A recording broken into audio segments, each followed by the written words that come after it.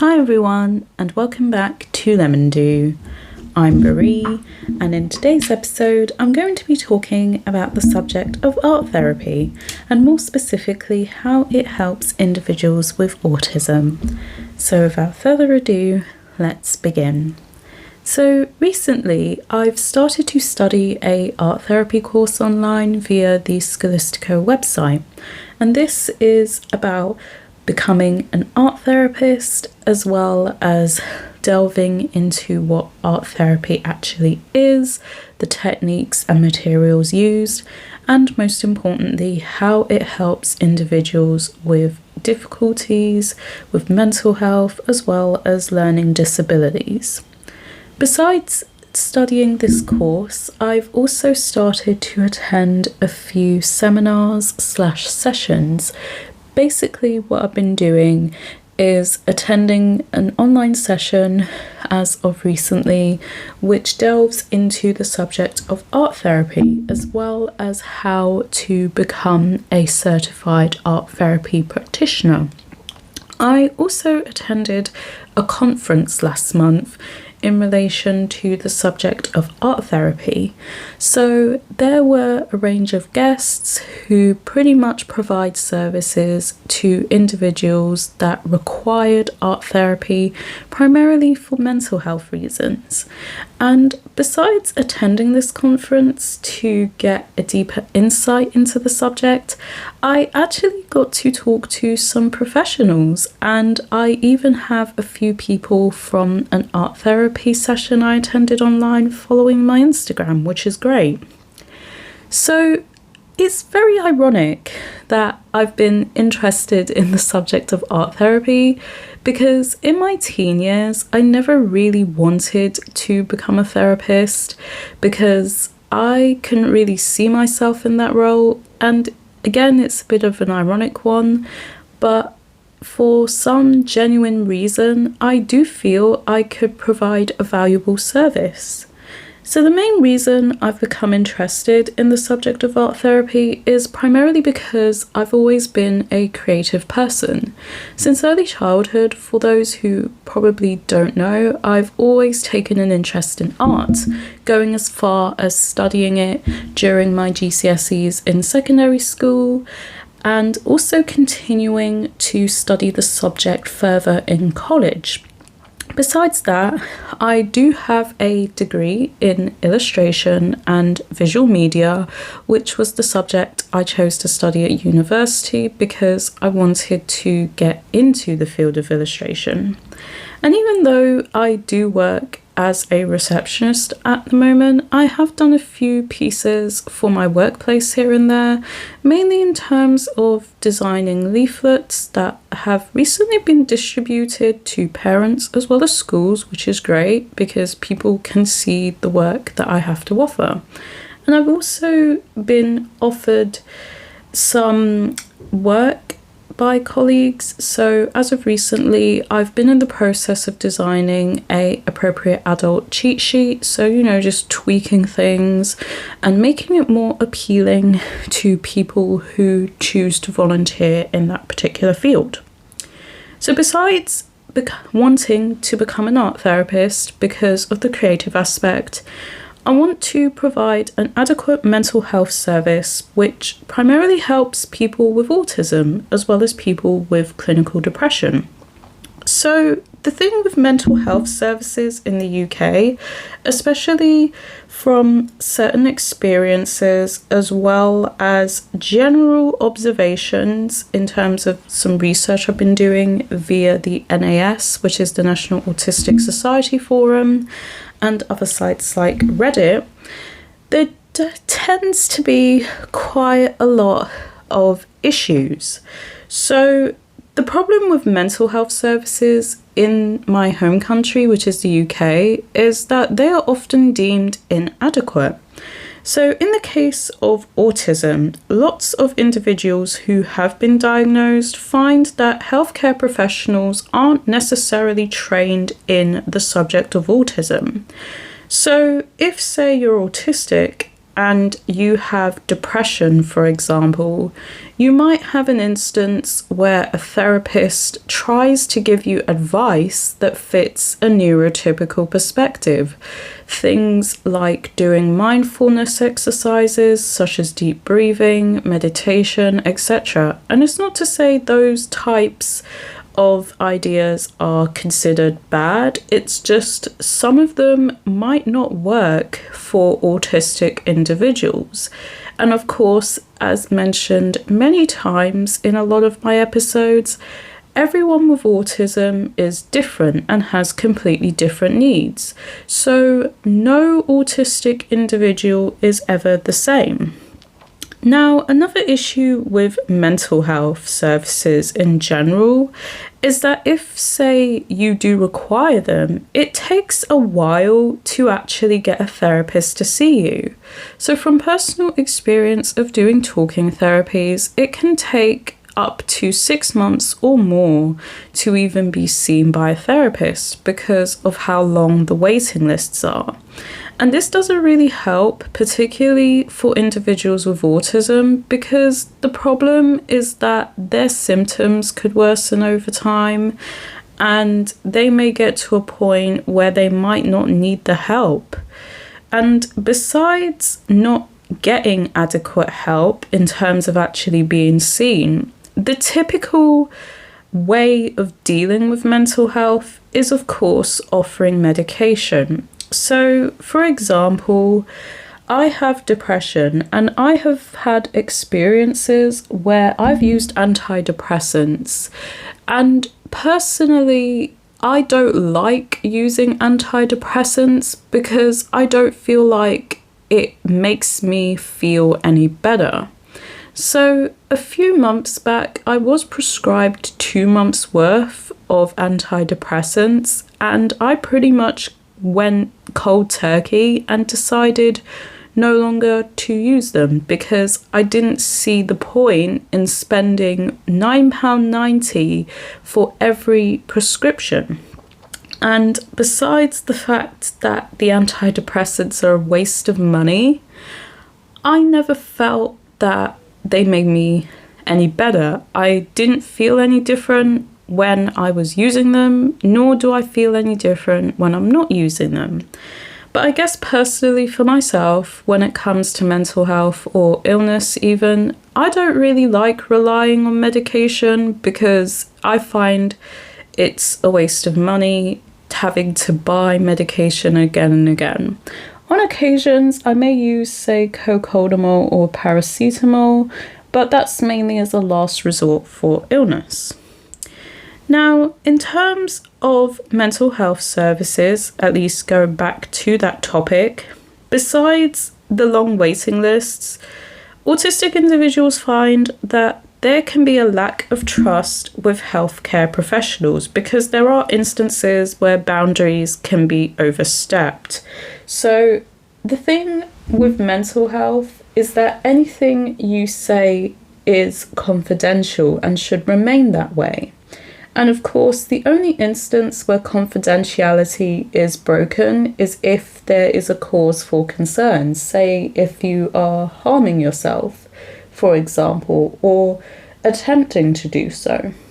But besides that, it's very difficult for people to open up to a therapist because you have a short amount of time for every session, as well as a limited amount of time for sessions. So usually on average, you may have a maximum of say 12 sessions with a therapist that could last 45 minutes to an hour. And even so, that's not really enough time to unpack complex issues. So once the sessions are over, the individual may find that they would have to go back on a waiting list again because there are unresolved issues that have been festering for years. Now, although you do have dedicated forms of advocacy for mental health, like awareness weeks and such, it's not really enough because even now, it's still a very complex and taboo subject. In a lot of companies, for example, mainly workplaces to be more specific, mental health is kind of seen as a form of weakness. And it doesn't just apply to workplaces, this also applies to different cultures. So, the culture I'm from is a Caribbean culture, and the thing with mental health is that families within my cultural background don't really deal with it very well. So, if, say, you have depression or something, you would often be put into an institution because the family find it's just easier to deal with you that way, or you're just told to get over it, basically. But with the healthcare industry as a whole, the main issue is that a lot of staff are overworked and underpaid. And I guess this is part of the reason as to why a lot of people don't have faith in healthcare services, because not only is the service inadequate, but you don't have enough staff for it. And of course, you have some that go into the field because it's relatively easy and they don't really care about vulnerable individuals, which is sad. So the thing with art therapy in itself is that it's a form of psychotherapy, and the aim of art therapy is to allow individuals to utilise art materials via creative expression during sessions with qualified therapists. Now, in the case of art therapy and autism, art therapy is a way for individuals to use art supplies to communicate and express themselves. And in the case of autism, using art materials can make a positive contribution to their daily life, because there are instances where some are non-verbal, therefore they can't advocate for themselves and would require somebody to do so on their behalf. And on one hand, some may find that this is fine, but on the other hand, you don't really give the person enough freedom to express what they need, because it's almost as if somebody else is trying to control their choices. And for autistic individuals in general, especially those who are nonverbal or those who have poor experiences with asserting themselves, it's very difficult to express specific needs or wants, especially because you don't know if people will fully understand what you're trying to say. So, in the case of art therapy, it's said that it helps autistic individuals, as mentioned, with communication, allowing them to control emotions within a structured environment that suits them best. For children in particular, art therapy begins when they're, say, 2 to 3 years old. And just like any other form of therapy, it's always best to tailor each session to an individual's needs. So, as I've mentioned, and I will always mention this in practically every episode at this point, no autistic individual is the same. So in the case of art therapy, you might have someone who says, for example, prefers painting to colouring. And you might have someone that likes to do textural things with various fabrics or clay or something. So whatever works for the individual, that is what they will stick with. So in my art therapy course, when I was taking notes, I was looking into a case study which was implemented by 2 professionals, and they took inspiration from an existing case study which was used to examine effects of art therapy on autistic children. So you had support and guidance provided for the group of children plus art materials, and of course the main aim, was about self-expression using art. So with this case study, it clearly showed that autistic children who ended up undergoing art therapy were able to improve communication and social skills, all whilst having an easier time expressing thoughts and feelings. And autistic individuals who participated in the sessions were able to learn about different things when communicating, like listening to others by taking turns when speaking, patience, and etc. And in the case of art therapy, I do feel personally having groups where people are interested in art kind of helps, especially because you can unleash more creative skill or ideas. Now, with art in general, it's a very subjective way of practice, so there isn't necessarily a right or wrong way of doing things. And with art therapy in itself, you shouldn't really focus so much on making a perfect picture, because the whole point is always about freedom via self-expression. So with visuals in general, they can actually be used to communicate effectively. So in a sense, it's kind of like a sign of what you need, especially if you are more of a visual learner like myself. So with art therapy and autism, besides improving the social skills, it also improves motor skills. So if, say, you've got an autistic individual that has difficulties, say, tying shoelaces, they can sort of use other methods that work for them in order to get a certain task done. So for example, if they pick up like a paintbrush or a pencil, they can find another way of drawing or painting that works for them. So, with a paintbrush, you can do fine lines, you can do thick lines, you can just, use a paintbrush to colour a whole piece of paper or something. Whatever works, that's the aim. Now, besides motor skills, you've got instances where you can even use art therapy to navigate different textures. So, of course, with autism, there are many instances where lots of senses coming at them at once can be overwhelming. So, for me personally, I don't really like sudden loud noises.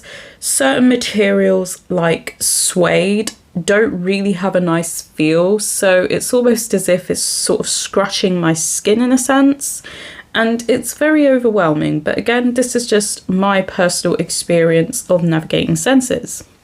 So with art therapy, the therapist can sort of work closely with the individual to find out what kind of sensory activities they're comfortable with.